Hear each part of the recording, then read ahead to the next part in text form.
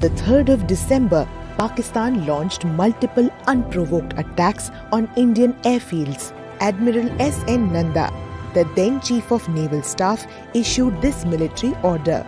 Pakistan has committed an unprovoked aggression against us, and our defense forces have been ordered to meet this challenge with full courage and determination.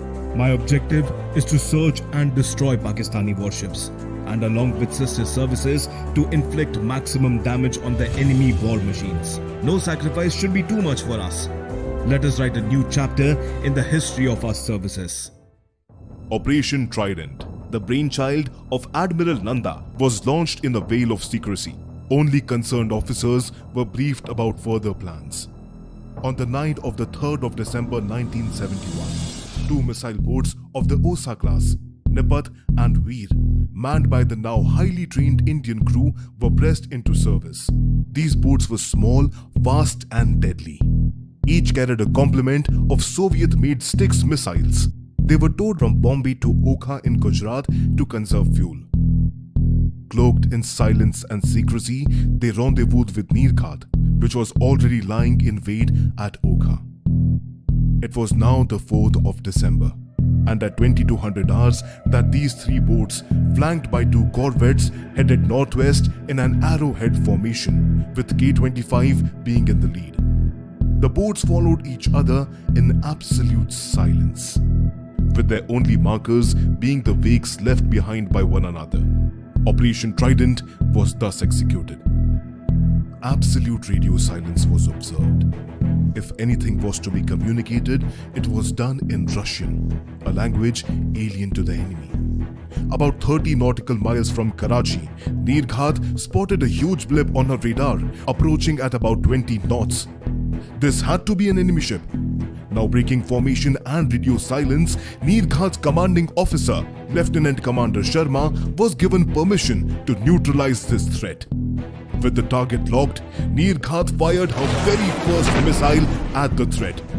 On hitting the target, a glow was seen over the horizon by Sub-Lieutenant Jahan, who was sent above on deck to report his visual sightings. This was followed by another missile also launched at the same target. The broken blip disappeared completely from Nirghat's radar. The destroyed ship was PNS Khaibar of the Pakistani Navy, which if not neutralized could have foiled the entire operation with her cannons. The Indian Navy had drawn first blood. Nirghat then rejoined the formation, closing in on Karachi. On the outskirts of Karachi, it was now INS Nipat's turn to fire her first missile at MV Venus Challenger, a Pakistani ship carrying ammunition for Pakistan. A direct hit, followed by a huge explosion, ensured that she promptly sank. This was followed by a second missile which scored a direct hit on PNS Shah Jahan, which left her in flames.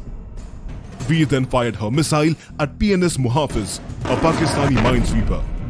In the meanwhile, Nipat advanced towards Karachi and fired on the Kiamari oil terminals, which had a crippling effect. The killer boats were instructed to return and did so unscathed. This was considered the most audacious attack unparalleled in any modern naval history. On the way back, the crew heard 3 code words. It indicated that Karachi was ablaze. At high speeds, the missile boats returned without a scratch.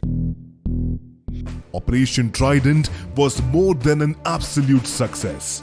It was Indian Navy's finest hour, and to honor that, the 4th of December has ever since been celebrated as Navy Day. To gain absolute supremacy over Karachi and the Arabian Sea, on the 8th of December, Operation Python was launched at 2200 hours.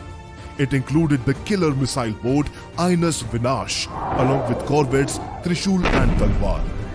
Karachi and other enemy targets were once again attacked.